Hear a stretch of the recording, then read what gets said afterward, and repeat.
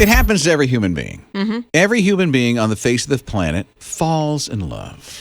Swoon. And then there's the thought in mind that I want to marry that person. Sure. And for the guy, and I'm sorry this happens, the pressure is on for that one that you love when you get down on bended knee and you ask them to marry you. And pressure's on because now you got to put on this big presentation and you have to film it and it has to go all over social media so others can judge you on how great or how awful your proposal was. Right? That has changed over the years. That's what's happened. Yeah. It's no longer simple in life. No. Got an idea for you. Okay. And it involves... Oh, I'd love to be an Oscar Meyer Wiener. That is what I truly like to be. Oscar Meyer Wiener. You know the Weinermobile that travels around. Oh, are you singing the song? Of course. Okay, I'm sorry. I'll get out of the way. All right, now we're back. There, okay. She's in there. I was singing her away. Yeah. I'm sorry. Let me get that earworm back in your head. To be an Oscar Meyer Wiener. That is what I truly like to be. Okay, so we were talking about proposals, right? Yeah. Okay, and then I don't know how the whole Oscar Meyer Wiener thing and the Weinermobile. Okay? I'm so confused. I know. It doesn't make sense. But now, since the pressure is on, Okay. and you have to do this big, grandiose thing that's going to be all over social media, why not propose in front of the Oscar Meyer Weinermobile? Do what now? Yeah. Doesn't that just elude romance? Yes, it says marriage. It says I want to marry Does you. it like, don't you see that when you get down on bended knee, she's going to go, oh, and the hands are up in front of it. Right. And the hot doggers are there because that's what these Weinermobile drivers are called, the hot doggers. The hot doggers, yeah. So the hot doggers are there and they document the whole thing for you. Actually, that means you are marrying somebody that has a fantastic sense of humor. I'm down with it. I think it's cool. See? Well, Oscar Meyer Wiener is actually offering that to people. What? You don't have to be a hot dogger to do it. No. Okay, good. Well, you got to like hot dogs. Well, who doesn't? And you've got to agree to propose in front of the thing and then get the picture taken in front so they can post it on social media. It would definitely be one of those stories that you would share for years and years and years. Oh, and years. absolutely. Two people, I think, have the opportunity to let this happen. They're offering it. You've got to give them 3 weeks. And if they choose you, they'll give you a week's notice. That you have to make this happen. You got to do it now. You could schedule that in a week. I mean, you've got everything taken care of. You've got the backdrop. Hopefully, you've already gotten the ring if you've contacted them. So there you go. Okay. So, good luck to you. Who would do that? Let us know how it works out. I would love to know if you would do that. Yeah, send us the pictures. Yeah. We'd love to see it of the proposal in front of the Oscar Meyer Weinermobile. His morning crew. We weren't kidding. No, it's a real thing. The Oscar Meyer Weinermobile is offering its services for people who want to propose and use it as a backdrop. It's Rob and Liz on His Radio. And I think that is it's actually very, very cute because you both have to have a really good sense of humor. And if you do, man, your marriage is going to be so much fun. So, by the way, the reception, you should serve up hot dogs.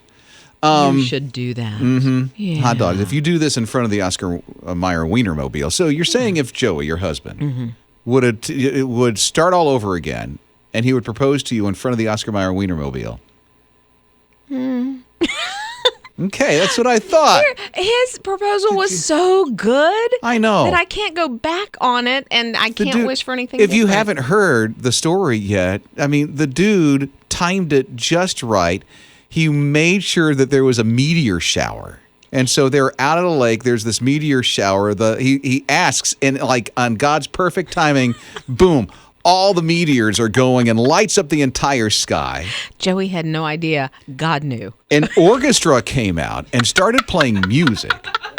I mean, okay, what? It was, wow. I It was wasn't just there for that fabulous. It was I saw it in the movie theaters. It was great. It could have been the next Notebook. Yeah, right? Yeah. Mary's here at 800-447-7234. Okay, how did your man propose to you, Mary? My husband proposed to me and didn't say a word. How'd that work? We were all at his pastor's house playing with the Etch-a-Sketch.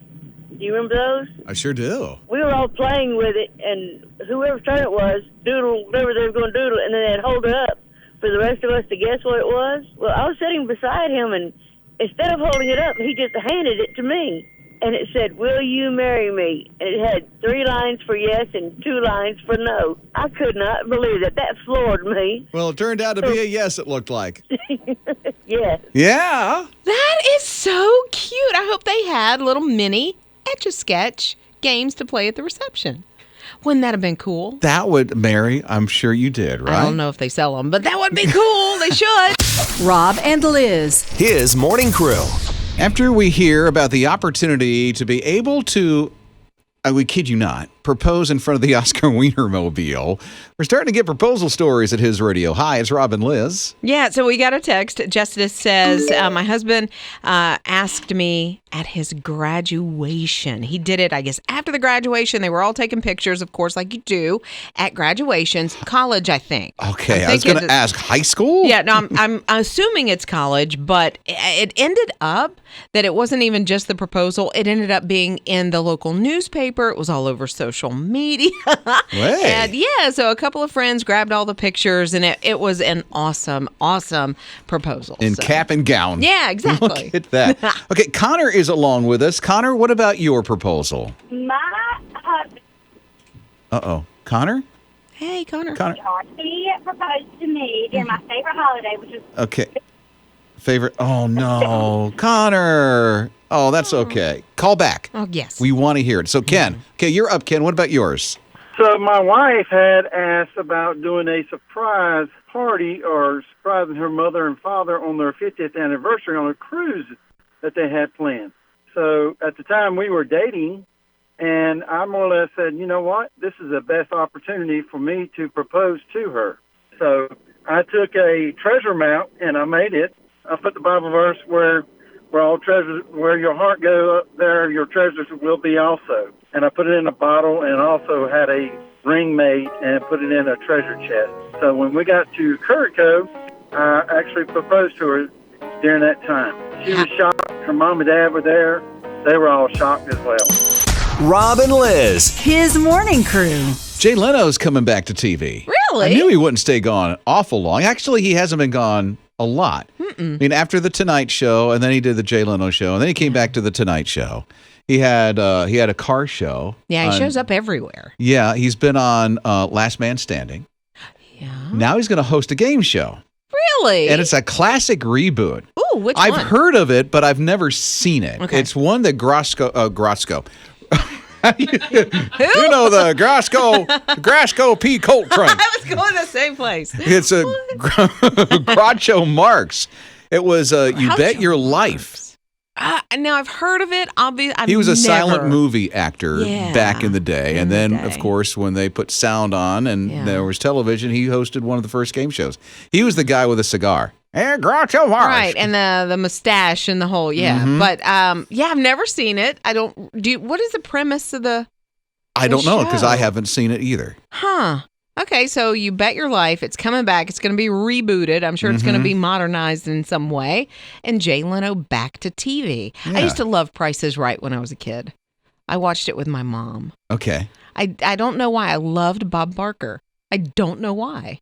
Because it's now, who is it, Drew Carey? It's Drew I haven't Carey. seen it in forever, but I mean, that was when I was a little kid that I used to watch it. I don't know if I have a favorite game show. I'm not a game show kind of guy. You don't watch? I remember the Hollywood Squares. Yeah. You know? I'd forgotten about Hollywood Squares, but I liked it. Huh. Taylor, my daughter, loves Jeopardy. Loves it. Yes. I am on a big Jeopardy kick right now, so me and her could talk about that forever. Jeopardy. I like when I get one of the questions right, or the answers. Well, I think our video crew gets them right all the time. Do you think? Yeah, well, if Ian's watching it all the time. Do you get them right, Ian? I mean, I get a few right here and there, yeah. Yeah. Told you so. But not all of them. He couldn't be on Tournament of Champions. Maybe. I don't know. Not against some of the guys they got there. Oh, I know. absolutely not. Ken Jennings and all that. That wins all That his was money. crazy. Right? I like game shows. They're okay. You did. So Price is Right was your favorite? As a kid. Yeah, I don't know. Drew Carey's not my favorite, but I don't know why. Well, nobody can replace Bob Barker. Right? You know? Yeah. Rob and Liz. His morning crew. We're just telling you about that whole reboot that Jay Leno is going to do. Press Your Luck or something like that, right? I You Bet Your Life. You Bet Your Life. I couldn't even remember the name of the show. It's because I wasn't alive when it was on. It's Rob and Liz on his radio. And then people started chiming in about their favorite game show. Yeah, Jennifer said our family favorite game show is Wheel of Fortune. She has a 4-year-old, and he says, I want to watch Letters. That's what he calls it. Good name for the show. I love it. He should rename it. Yeah, right? Chris is here. Chris, what about your favorite game show? Did you ever hear of Password? I vaguely remember Password. It's where somebody's got a computer in front of them, and they have to describe whatever words in front of them. Is it like $25,000 pyramid? It was more like 20 words or less. It was back in the 70s, and it was fun. You can watch the celebrities mess up and kind of make fools of themselves. Yeah, when the celebrities would mess up, that would make those kind of shows really fun. Well, I'm glad you called today. You guys have a blessed day. I love you guys. I listen to you whenever I'm in the car. I'm a traveling CNA. I listen to you almost all day. Aw, thank you. That means so much. I'm grateful you're a part of the family. Mornings with Rob and Liz. If you happen to look over and you notice the car next to you has a toddler not in a car seat, you might call the police too. It's Rob and Liz, his morning crew on his radio, and that happened with one lady who was driving around without a child in a car seat. That's right. So this happened in South Carolina, and so they called 911, reported it. A police officer showed up, investigated what was going on, and found that there was a toddler not restrained in a car seat because the family didn't have a car seat. And we're pretty sure there must have been some story there as to why they didn't have that car seat, because the police officer that responded, Corey Adams, decided this wasn't a call where he needed to write a ticket. This was a call where he needed to do something else. Yeah, he bought a car seat. Yeah. And then he and one of his buddies at the police department installed it for them, not just hand it to them, installed it for them so that they could have the car seat that they didn't have for that child. Right. They made sure, which I think even went above and beyond, because they went in and found out how big the child was, how much she weighed, and went in and found the right car seat that she could even kind of grow in. It looked like a little bit. So. Yeah, Officer Adams, I think that he did this pretty well. Love God and love people. Ooh. Pretty simple, right? Rob and Liz. His morning crew. You know you did it. Come on. You What? did. You did. I didn't you do did. anything. Oh, What? Liz did too. What? You did it and Liz did it. What? End of discussion. Huh? I didn't. Yeah, you did. What are you talking about? You did it, and I so would- did you. I You would did it, fess and up. Liz did it. I would fess up if I think You will I did fess it. up because you searched Google. Oh, okay. See? For what? Especially when the height of the social distancing and having to stay at home was taking place, people were searching Google. And so someone went, I'm bored. I wonder what the most searched things were in the United States in Google. And they were? Okay, so there's a lot of things that were searched in Google. So one happened to be out in the East Coast. It was workout routines on the East Coast. That one I searched. We want to be fairly recently. healthy on the East Coast. Yeah. Second was like doing hobbies, like do-it-yourself kind of stuff in the Midwest. Everybody seemed to be doing Gaming that. was a big one. Yeah. Do-it-yourself was super huge out in the Midwest. And when it comes to just about everybody else in the country, hand sanitizers and making your own masks. Like making your own hand sanitizer or finding it? Probably finding it. Yeah, probably so. And everybody was trying to figure out the mask thing. Yeah, At make the your own mask beginning. because you couldn't find them for a long time. Now they're everywhere. And you can bling them out and you can personal. I have several different options. Yeah, she's got a Wonder Woman mask. I do. And then I have one that a friend of mine made me that has the state flag on it. It's glittery. And then you and I both have the one that light up, There's the light up one. which is the greatest. It is. I worked in the bank the It's other $40 in case you wonder. I had a coupon. Oh, you bought it with a coupon? I did. I don't buy anything without a She coupon. gets a coupon. I got to pay full. Rob and Liz. His morning crew. So it was July 5th, 2001 that my son Spencer was born. It's Rob and Liz, his morning crew on his radio. And then 2 months later, everybody's world got rocked when 9/11 took place. In an instant. I'm sitting here thinking, okay, now I'm raising my child with this. He's just a little baby. Yeah. My oldest, Wes, was just getting into high school at that time. And he decided as he was a freshman, 4 years later, he was going to join the Army. Yeah. You know what he did? He was in the 82nd Airborne. He served in Iraq not once, but twice. Wow. He served over in the 82nd Airborne and came back a war hero because he did not want that mess of 9/11 to take over the planet. Right. You know? And so now he's a police officer in St. Petersburg. He married his wife, and she's a police officer in the Tampa Bay area as well. But life has never been the same ever since 9/11, 19 years ago today. Wow. And it inspired them to give their lives for service. I was pregnant with Luke, my oldest son at the time. And I remember thinking, like, why am I bringing a child into the world? Like, I really thought that. Like, this world. And then I had a minute to breathe and think, wow, we're coming together after this. There were lives lost. It changed the world in that instant. He obviously was not born when it happened, but it has defined part of his life, just like Spencer and Wes. I've never been to New York City until after 9/11. Yeah. And so the first time I went, I saw all the carnage, you know, the towers that were down, and they were cleaning up at that point. I went back 3 different times, and I watched the progression of the big fountain that was made.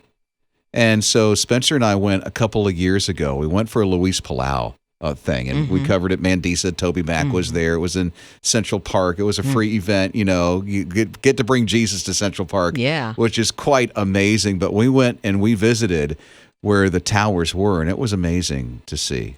When you go to that fountain, it's the only place, because I've been to New York City a couple of times, the only place where it's almost pin quiet. I mean, it's just, I hate to use the word eerie because that's not. Respect. That's respect. Yeah. It's absolutely silent except for the water moving. And just to put your hands on the names of those that lost their lives that day, whether it was the North Tower, the South Tower, the flight.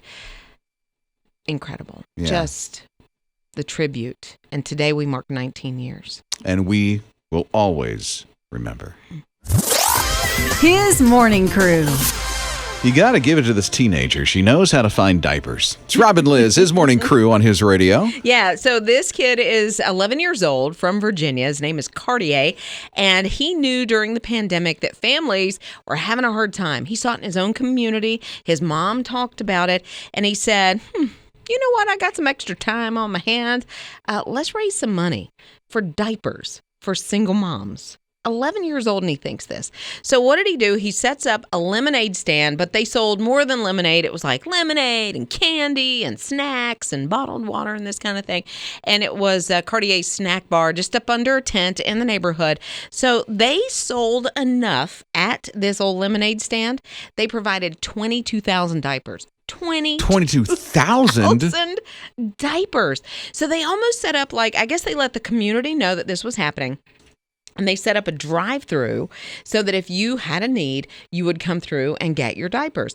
So one of the women that came through was going through, I think for her daughter, for her granddaughter, and she was brought to tears. And she said, I lived out of my car for years. I had no money, and I had a small child. People helped me at that time, and what you're doing is changing lives. And you're only 11. I mean, she's crying. He's crying. I mean, it's fantastic. So did he pack his book bag up and go back to school? He's virtual. Still got his lemonade stand going. Does he? Good for him. Yeah, and he's still collecting all of those diapers. That's good. It's a lot of lemonade and snacks that he sold. Yeah. He was encouraged by the people that came through and shared their stories and said, I can't stop. So he's still doing it. Yep. Virtual school and a side hustle of a lemonade stand to do diapers for people. That's great. Mornings with Rob and Liz. I don't know how the whole thing of Corona has affected your work, or if you know anybody who's been out of work for a while, but here's some good news. In case you need at least a seasonal job, UPS is hiring. A ton of people, 100,000 people they're going to hire for this season, October, November, December. So if you're not afraid of really hard work, because they will work you hard during those 3 months. Yeah. And then I know some people who have done that, the seasonal work, Yeah. just to help out the drivers and the boxes and all that stuff, who've been hired full time. Well, After that, it's not a guarantee for everybody, but some No. people kind of are above the rest. They're like, we want that one. Yeah, I think anytime you're looking for a job and they say seasonal work, jump on it because, you prove yourself and then there you go. You may have a job at the end of it. I'm super excited on 2 levels. People are going back to work, getting some extra hours, but Christmas is coming. I know. That's quite the reminder that Christmas is here just about, right? Just a couple of, less than 100 days or right at 100? Sure. I have not been, you can tell I don't know how many days. You can tell. I have not, you usually can tell when you're in a store. Right. But I haven't been to a store in ages. Yeah, I have to go to the grocery store. That's about the only store. I haven't been to the mall and I can't even remember. I don't even want to go to the mall. I know, but we do a lot of shopping online, but you'll start to see the sales, like if you have those coming into your inbox. Oh, gotcha. They're getting ready. And I have been to arts and craft stores. Oh, yeah. I was about to say, Hobby Lobby has had their Christmas stuff out for the past, 3 months. They have. I think it was really? End of June, early July. I walked in, I was like, what just happened here? Wait a minute. We just got done with Easter. I thought September was early. Oh, no, not for arts and craft stores. And I get it. If you're artsy craftsy, you're doing the DIY thing, you got to get started earlier, especially if you're selling that type of thing on Etsy or whatever. Speaking UPS and hiring 100,000 for the season, UPS came to the store, came to my house the other day. Yeah. You know what my wife did? Oh, no, what? She ordered a brand new Christmas tree for us. She did? Yeah, we had to set it up to make sure the lights work. Yes. Yeah. Did you leave it up? No. Aw, Rob. It's too early. Never. No, it's the day after Thanksgiving for us. No. Rob and Liz. His morning crew. Family is so happy. They have a Great Dane named Ralph. He is their hero. Of course, they love him anyway, but they had a house fire not too long ago, and Ralph is being credited for saving the entire family. Now, the house went up in flames. He's usually pretty quiet at night, but evidently he started barking and just kind of alerting them that this was all happening, and the dad and the family woke up and saw the flames, got the family out safely, and they were not going to make it out had it not been for Ralph. This is a dog this is not something that he normally does. If my dog Ace were to start barking in the middle of the night, it would just be another night. Because he barks all the time. But thankfully that Ralph is a quiet dog. He woke him up in the middle of the night. Got him out. Good for him for being alert and getting that family out of bed. It could have been drastically, devastating end. Yeah. I'm pretty sure they lost everything. They did. Yeah. But they have their dog, they have their family. They have their life. And they can rebuild. Mornings with Rob and Liz. Brandon is 2 years old, and in his little short life, he's always wanted a puppy. Well, he and his dad actually went to an animal shelter in their community because Dad wanted to adopt some chickens. Well, it just so happened they ran across a puppy that they just could not leave without that puppy from that shelter. In fact, see, Brandon has a cleft palate. He has a birth defect that he was born with, right? So they come across this little puppy that has the same birth defect. No. Yes. And so Dad calls Mom and says, look, here's the thing. We found this little puppy. I cannot leave him at this animal shelter. And Mom gave the go-ahead, and now Brandon has a friend that he can identify with. You know, his dad was like, I don't want him to feel like he's alone or the only one. Even at his age, I want him to grow up. It was just a godsend that this happened. Just like a dad, right? Yeah. Dad thinking about his son, but also if Dad was put into the grocery store to go get something, he'd come out with something else too. Oh, exactly. Just like he went for chickens and came home with a puppy. Not what they expected, but exactly what they needed. Yeah, right?